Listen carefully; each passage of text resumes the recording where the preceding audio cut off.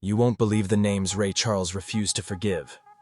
Not because they were bad singers, not because they weren't talented, but because to him, they were the face of something much bigger, something much colder.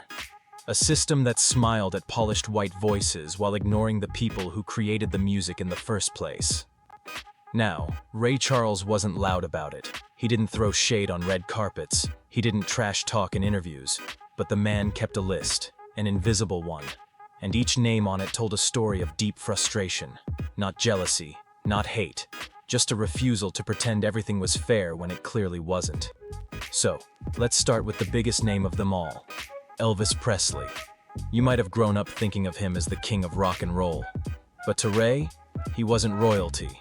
He was just the lucky one who showed up at the right time with the right skin tone. All he did was take our music and make money from it, Ray once said, softly, but with the weight of 100 voices behind it. He didn't say Elvis was untalented. He just knew Elvis got credit for something others had been punished for doing. And that hurt. See, Ray had played in churches, in rundown bars, behind curtains where black musicians weren't allowed to be seen. He had lived that music. Then Elvis shows up with the same rhythm, the same swagger, and suddenly it's mainstream. It wasn't personal. It was symbolic. Ray didn't hate Elvis. He just couldn't forgive what Elvis represented. Next up, Pat Boone, the smooth talker in a white suit who covered songs like Tutti Frutti and Ain't That a Shame. Songs that came straight out of black neighborhoods, full of sweat, slang, sorrow. Boone polished them up, made them palatable, and got radio play. Meanwhile, the original artists got silence. Ray didn't even hate Boone. He just looked past him. "He used to be played instead of my friends," he said once. That cut deeper than any diss track. And then there was Michael Bolton. Yeah, the king of soft rock ballads. Ray called him the guy who took my voice and they gave it a new name. Think about that. You pour your life into a sound. Every heartache, every rejection, every raw emotion, and someone else replicates the style without living the life. That's what broke Ray. Not Bolton himself, but the system that saw Bolton's version as safer, more sellable. Ray once watched Bolton perform Georgia on My Mind, the same song Ray had poured his soul into decades before. Someone asked what he thought. He said, "He's singing the words, but he's not carrying the weight." That right there, that's everything.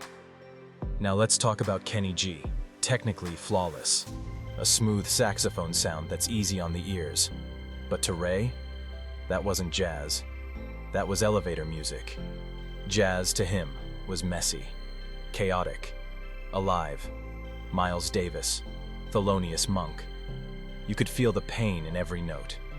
Kenny G made jazz too perfect, and in doing so, drained the soul out of it. Ray once joked, if Charlie Parker came back to life and heard the radio today, he'd throw his horn in the river. That wasn't a joke. Even Tina Marie, Lady T, beloved in many black communities, didn't escape Ray's brutal honesty.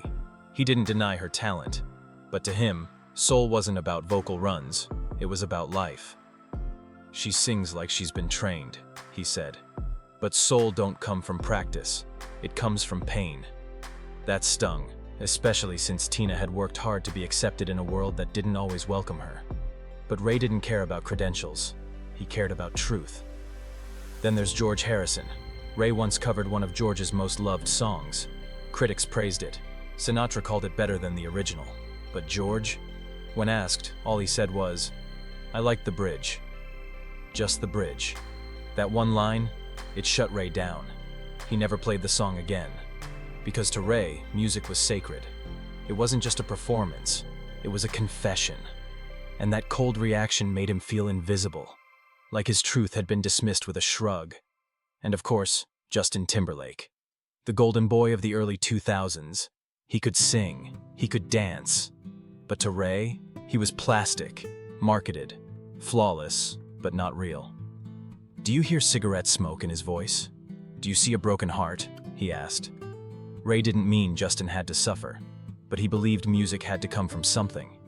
And to him, Justin was like a mannequin, perfectly dressed but hollow inside.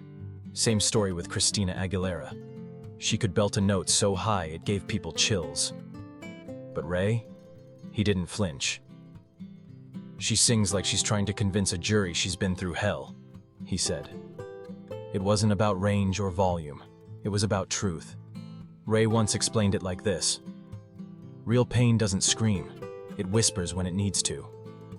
And Christina, at least to him, hadn't learned that yet. And finally, Barry Manilow. Sweet voice, smooth arrangements, huge fan base. But Ray called it showroom music. Too clean, too safe.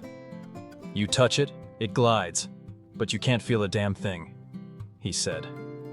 Manilow's songs were like perfume ads, perfectly packaged but emotionally empty. Ray didn't want polish. He wanted grit. He wanted something that sounded like it bled. Even Billy Graham, the famous preacher, once made Ray feel rejected. Not as an artist, but as a man of faith. When Graham criticized gospel-infused R&B, he didn't say Ray's name. But everyone knew. Ray didn't fire back. He just sat at his piano, hands still, for hours. Because to him, music wasn't secular or sacred. It was survival. It was the only way he could talk to God. Ray Charles didn't go around looking for enemies. He wasn't bitter for sport. But he refused to pretend. He wouldn't applaud the spotlight when it ignored the people who built the stage. To him, music had to be messy, human, bruised. Not just high notes and awards. So yeah, maybe Ray had a list. But it wasn't really about names. It was about memory. About the weight of being erased while someone else got praised. He didn't hate people. He just couldn't forgive the forgetting.